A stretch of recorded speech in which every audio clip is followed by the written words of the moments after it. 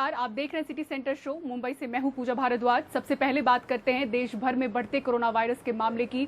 आज देश भर में कोरोना से संक्रमित मरीजों का आंकड़ा 50,000 के पार जा चुका है। कुल 52,158 लोग इस वक्त देश में कोरोना से पीड़ित हैं। करीब 14 ऐसे देश हैं जो इस आंकड़े को पार कर चुके हैं और अब भारत भी उनमें शामिल हो गया है। महाराष्ट्र, गुजरात, तमिलनाडु और दिल्ली कुछ ऐसे राज्य हैं जहां हर रोज सैकड़ों मामले आ रहे हैं। कोरोना वायरस की वजह से जो देश भर में लॉकडाउन है, उसका सबसे ज्यादा असर गरीबों पर पड़ा है। सबसे ज्यादा वो लोग परेशान हैं जो दूसरे राज्यों में रहते हैं और मजदूरी करते हैं, हर रोज कमाते खाते हैं। इनके पास ना ही पैसा बचा है और ना ही खाना बचा है। इन परिस्थितियों में ये अपने घरों को निकल पड़े हैं।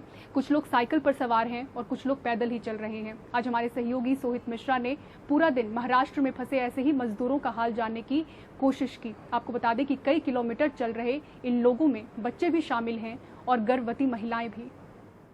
3 तारीख से बढ़ाए गए लॉकडाउन के बाद आप देख सकते हैं कि जो लोगों की परेशानी है वो अब भी बरकरार है। बड़े पैमाने पर कोई पैदल तो कोई साइकिल पर लोग अपने अपने गांव की तरफ निकल रहे हैं। ये जो एक ग्रुप है, ये 15 लोगों का ग्रुप है जो बिहार के दरभंगा के लिए मुंबई के सांता क्रूज से आप लोग निकले हैं। तो आप लोग आपका जो ये सरकार का तो कहना है कि हम गाड़ी का इंतजाम कर रहे हैं, हम सब कुछ इंतजाम कर रहे हैं, तो आप लोग को क्यों आप लोग नहीं रुक रहे हो? कितना समय सर यहाँ मेरे पास खाने के लिए पैसे नहीं है। यहाँ रहते तो हम लोग भूखे मर जाएंगे। अब आप देखिए, ये जो महिला आप देख रही हैं, ये भी कल रात से 12 घंटे से चल रही हैं। 7 महीने की गर्भवती हैं। मैडम, आप लगातार चल रही हैं, किस तरीके की परेशानी हो रही है, क्या हो रहा है? बहुत परेशानी हो रही है, पैर भी बहुत दुख रहे, चक्कर भी आ रहे हैं। तो कोई मदद या कुछ नहीं मिल पाया आपको? कुछ भी नहीं मिल पाया। लेकिन आप लोग यहाँ पर रुक रहे कि नहीं? अभी अगर आप गर्भवती भी हैं, आप यहाँ पर रुक रहे क्यों नहीं है? यहाँ पर क्या प्रशासन की ओर से मदद, खाने पीने की व्यवस्था नहीं है क्या? हाँ, खाने की व्यवस्था नहीं, पैसे नहीं है। अच्छा, और आप कहाँ पर चल के जाने वाली हैं? बुल्ढाना। बुल्ढाना। तो आप समझिए, ये बुल्ढाना तक चलकर जाने वाली हैं। परेशानी हो रही है, चक्कर आ रहा है। 12 घंटे का समय हो चुका है, लगातार चल रहे हैं ये लोग, कहीं रुके नहीं हैं अब तक। जब से कल शाम से, कल रात से निकले हैं। देख सकते हैं आप, लोग हैं, महिलाएं हैं, गर्भवती महिलाएं हैं। आगे आपको मैं बता दूंगा तो छोटे छोटे बच्चे हैं। दिन जैसे जैसे बढ़ रहा है, आप देख सकते हैं कि जो लोग हैं वो धीरे धीरे चल तो रहे हैं, लेकिन बहुत सारे लोग अब रुक रहे हैं। छोटी बच्ची आप पीछे की तरफ देख सकते हैं, अपने पिताजी के साथ यहाँ पर है।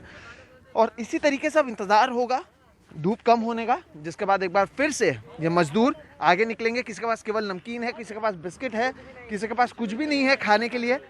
हम शाहपुर इलाके में हैं, जहाँ पर आप देख सकते हैं, यहाँ पर जो सदविप्र समाज सेवा है, उनकी ओर से ये पोस्टर भी लगाया गया है और लोगों के लिए खिचड़ी और अचार की व्यवस्था की गई है। जो मजदूर लगातार 2, 3, 4 दिन से चल रहे हैं, जिनके पास ज़्यादा खाने पीने का सामान भी नहीं बचा हुआ है, वो यहाँ पर रुके हुए हैं। एक चीज़ आप देखिएगा, अगर प्लेट खत्म भी हो रही है तो ऐसे पत्तों के ऊपर भी लोगों को खाना पहुंचाया जा रहा है, क्योंकि अब मदद करना ज़्यादा ज़रूरी है। जिस तरीके से आप देखेंगे, भीड़ भी जो है लाइन वो पीछे तक जा रही है। हम इस समय कसारा घाट पर मौजूद हैं, मुंबई से करीबन 93 किलोमीटर दूर। आप देख सकते हैं कि पीछे जो लोग हैं ये पहाड़ के ऊपर चढ़ते हुए आ रहे हैं, मजदूर हैं, 2, 3, 4 दिनों से लगातार चल रहे हैं। पीछे भी अगर आप देखेंगे तो आप एक सड़क पर लगातार एक छोटी सी लाइन आपको नज़र आएगी। कई मजदूर पीछे रुके हुए हैं तो कई लगातार लाइन में आगे चलते हुए आ रहे हैं। जिस तरीके से तापमान बढ़ रहा है तो मजदूर अलग अलग जगहों पर रुक रहे हैं। कोई सड़क से चढ़कर आ रहा है, कोई पहाड़ के ऊपर से शॉर्टकट मारने की कोशिश कर रहा है। जब हम मजदूरों की स्टोरी करते हुए आगे आ रहे थे, तब हमें पता चला कि यहाँ पर बड़े पैमाने पर मजदूर अपनी चेकअप करवाने आए थे। जिस तरीके से प्रशासन की ओर से कहा जा रहा है कि लोगों की टेस्टिंग की जाएगी, चेकअप की जाएगी, उसके बाद कुछ व्यवस्था होने पर उन्हें छोड़ा जाएगा। कुछ लोग रुके। आप लोग कितने बजे आए थे यहाँ पे टेस्टिंग करने? हम लोग तो यहाँ पे 4 बजे सुबह में आए हैं। अच्छा, तो हुआ आपका टेस्टिंग? जी नहीं। क्या कहा गया?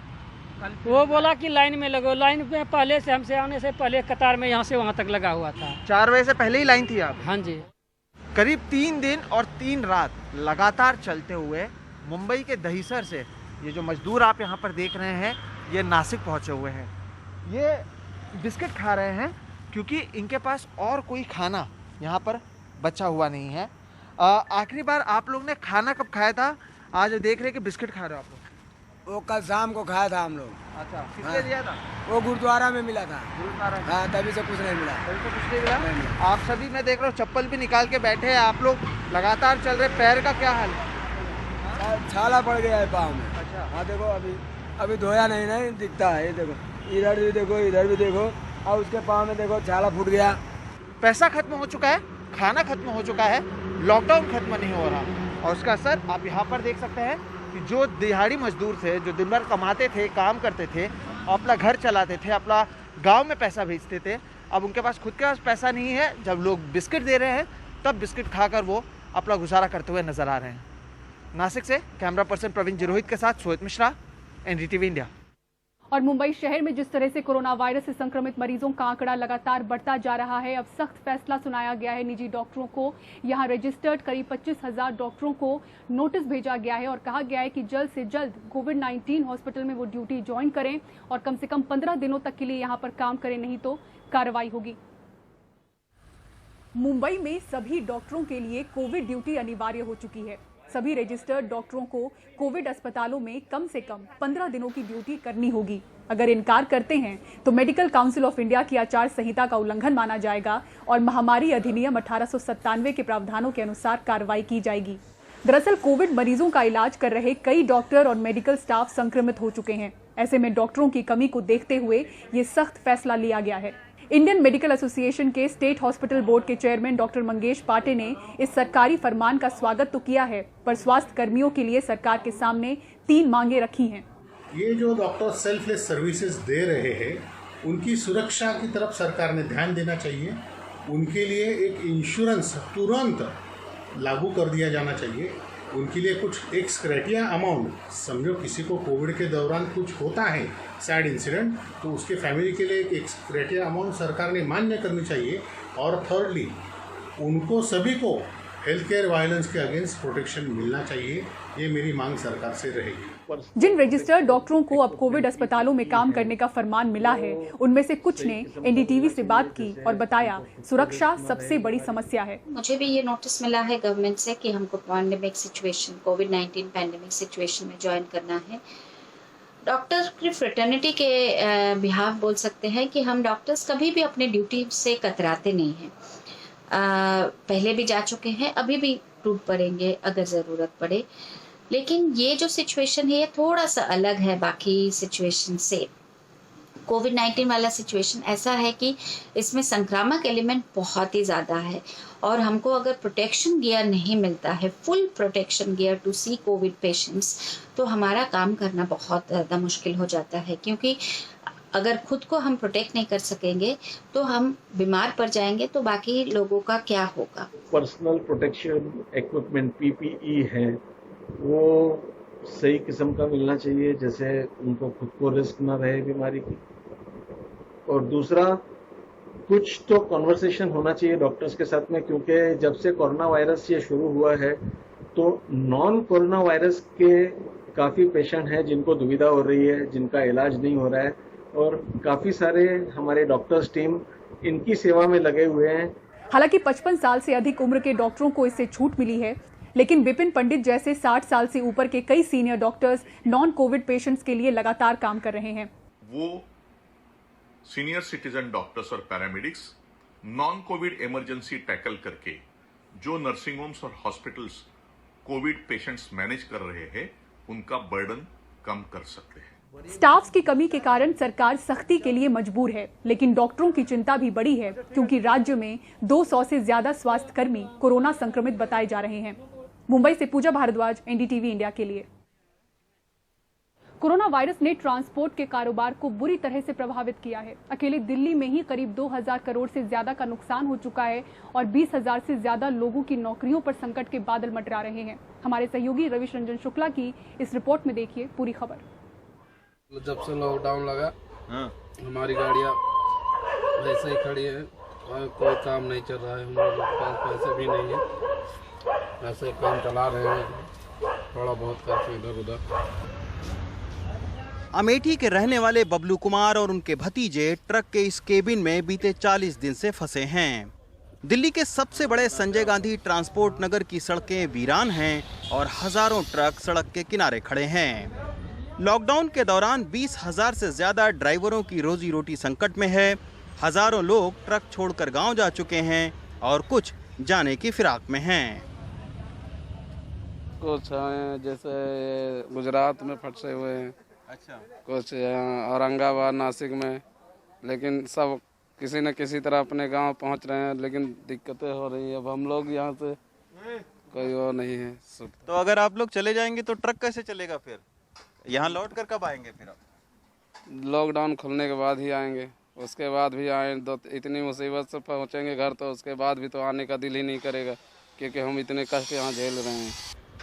संजय गांधी ट्रांसपोर्ट नगर में रोजाना करीब 10,000 ट्रकों की आवाजाही रहती है, लेकिन आज आवश्यक सेवाओं के लिए बस 10% ट्रक ही चल रहे हैं। 40 दिन के बाद आज अपनी वर्कशॉप पर पहुंचे चरणजीत का कारोबार ठप पड़ा है। अब वो अपने यहाँ काम करने वाले मजदूरों को वापस उत्तर प्रदेश, बिहार भेजना चाहते हैं ताकि उन्हें तनख्वाह न देनी पड़े। ये फंसे भी हुए हैं और इनको जानकारी का इंतजाम नहीं, खाने पीने की कोई फैसिलिटी नहीं है गवर्नमेंट की तरफ से। इनको ये परेशान है, ये अपने घर जाना चाहते हैं पर ऐसा कोई संसाधन नहीं बनना जिससे अपने घर जा सकें। इन्होंने ऑनलाइन अभी कई आदमियों ने ऑनलाइन रजिस्ट्रेशन कराया है अपना, और जिसके अभी इनको प्रोसेस होने में काफ़ी टाइम लगेगा। उधर लॉकडाउन के चलते 2000 करोड़ का नुकसान झेल चुके ट्रांसपोर्टरों की कई बार सरकार से बातचीत हो चुकी है। ऑल इंडिया मोटर ट्रांसपोर्ट की मांग है कि आवश्यक सेवाओं से जुड़े ट्रक ड्राइवरों को बीमा दिया जाए और ट्रक लोन का 3 महीने का ब्याज माफ हो। लगातार all India motor transport Congress video conferencing के जरिए दूसरे जो इलेक्ट्रॉनिक्स हमारे पास साधन थे, हमारी लगातार रोड ट्रांसपोर्ट से, होम मिनिस्ट्री से लगातार हमारी मीटिंग चल रही है। हमने एक फाइनेंशियल पैकेज की मांग की थी ट्रांसपोर्ट के लिए, लेकिन आज तक सरकार ने इन 2 महीनों के अंदर अभी तक कोई जवाब हमें नहीं दिया है। एक आंकड़े के मुताबिक ट्रक कारोबार से सीधे तौर पर करीब 3 करोड़ लोग जुड़े हैं। ऐसे में अगर 50 लाख से ज्यादा ट्रक खड़े हो जाएं, तो आप अंदाजा लगा सकते हैं कि कोरोना वायरस ने इस कारोबार को कितना बड़ा झटका दिया है। नई दिल्ली से Ravish Ranjan Shukla, NDTV India. Delhi Haryana border seal होने का असर दूसरी चीज़ों के साथ साथ हेल्थ केयर प्रोफेशनल्स पर भी पड़ा है। बॉर्डर पार करके जो डॉक्टर्स और इस पेशे से जुड़े बाकी लोग घर से अस्पताल आया जाया करते थे, वो अब बंद हो चुका है और इसका दर्द आम लोग भी झेल रहे हैं। वैसे तो डॉक्टर्स के लिए कोई बॉर्डर नहीं होता, लेकिन यहां बॉर्डर सील हैं और कानून सख्त। दिल्ली की सीमा से सटे फरीदाबाद और गुड़गांव में डॉक्टर और दूसरे स्वास्थ्यकर्मी अगर एक बार दिल्ली चले जाते हैं तो वापस अपने घर हरियाणा नहीं लौट पाते। फरीदाबाद के डॉक्टर संदीप तोमर सफदरजंग अस्पताल में काम करते हैं और उन्हें ऐसी ही परेशानी का सामना करना पड़ रहा है। इस समय मेरी ड्यूटी सफदरजंग अस्पताल के इमरजेंसी डिपार्टमेंट में लगी हुई है, बट इस कंप्लीट लॉकडाउन और इंटरस्टेट जो बॉर्डर सील किए हैं, इसमें हमें फरीदाबाद टू दिल्ली अलाउ नहीं किया जा रहा है। इसमें कंसर्न अथॉरिटी और मिनिस्ट्री ऑफ इंडिया से मेरी रिक्वेस्ट है कि आप प्लीज़ हम डॉक्टर्स को अलाउ कीजिए, जिससे कि हम इमरजेंसी पेशेंट्स और कोरोना पेशेंट्स का अच्छे से देख रेख व इलाज कर सकें। जब से हरियाणा के कुछ कोरोना पॉजिटिव केस दिल्ली में ट्रेस हुए हैं, राज्य सरकार ने राजधानी से अपनी बॉर्डरें सील कर दी है। ज़रूरी सर्विस जो प्रोवाइड कर रहे हैं, जैसे कि डॉक्टर्स, उनको भी अनुमति नहीं है कि वे राज्य में दाखिल हो, और जो डॉक्टर हरियाणा में रहते हैं उनको एक ही शर्त पर राजधानी में जाने दिया जा रहा है कि जब तक वो अपनी सर्विसेज दिल्ली में दे रहे हैं, वे राज्य में वापस दाखिल नहीं होंगे। 900 से ज़्यादा डॉक्टर सफदरजंग अस्पताल अकेले में ऐसे हैं जो कि एनसीआर इलाके में रहते हैं, और उनमें से ज़्यादातर अपनी ड्यूटीज़ पूरी नहीं कर पा रहे हैं। ऐसे लोग अगर दिल्ली में काम करते हैं तो उन्हें अगले आदेश के आने तक दिल्ली में ही रहना पड़ेगा। दिल्ली के सफदरजंग में करीब 900 डॉक्टर्स हैं जो ऐसे नियमों की वजह से अस्पताल नहीं जा पा रहे। Post duty, post when you get an off and you have to identity card दिखाने के बावजूद हमें अपने घर का पता साबित करने को कहा जाता है, तो हमारा तनाव बिना वजह और बढ़ जाता है। where you're living and you're actually a doctor. Federation of resident doctors association ने गृह मंत्रालय से इस बारे में खत लिखकर शिकायत भी की है, लेकिन अब तक इस पर कोई सुनवाई नहीं हुई है। ऑलमोस्ट 35% डॉक्टर्स हमारे ऐसे हैं जो कि एनसीआर रीजन में रहते हैं, और जो बचे हैं जो दिल्ली में रह रहे हैं वो उनका रिप्लेसमेंट कर रहे हैं कि कब तक करेंगे। वो 24 घंटे काम कर रहे हैं, 48 घंटे काम कर रहे हैं। एक दिन सारे डॉक्टर्स एग्जॉस्ट हो जाएंगे। अगर उन्हें आने को परमिशन आप नहीं देते, सारे डॉक्टर्स एग्जॉस्ट हो जाएंगे। फिर इस लड़ाई को कैसे आगे लड़ा जाएगा? कोरोना संकट के दौरान जब पहले से ही डॉक्टर्स या अन्य स्वास्थ्य कर्मियों की भारी कमी महसूस की जा रही है, ऐसे में बॉर्डर सील किए जाने के इस तरह के फैसलों ने मुश्किलें और बढ़ा दी हैं। दिल्ली से अक्षय डोंगरे की रिपोर्ट, एनडीटीवी इंडिया। और इसी के साथ रुकेंगे एक ब्रेक के लिए, लेकिन आप कहीं मत जाइएगा। ब्रेक के बाद आपको दिखाएंगे जब बंदर ने तोड़ा एटीएम।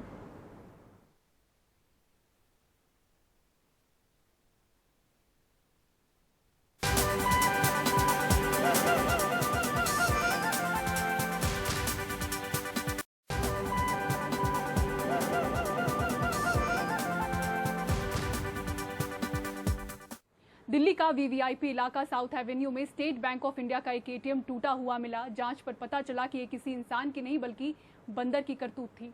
सुबह के वक्त एक लड़का एटीएम से पैसे निकालने पहुंचा था। एटीएम का बाहरी हिस्सा टूटा हुआ मिलने पर उसने पुलिस को फोन किया। सूचना मिलने पर मौके पर पहुंची पुलिस ने कई लोगों से पूछताछ की, लेकिन कोई नतीजा नहीं निकला। बाद में सीसीटीवी फुटेज खंगाली गई तो पता चला कि एटीएम के अंदर चहलकदमी करने पहुंचे बंदर ने नुकसान पहुंचाया है।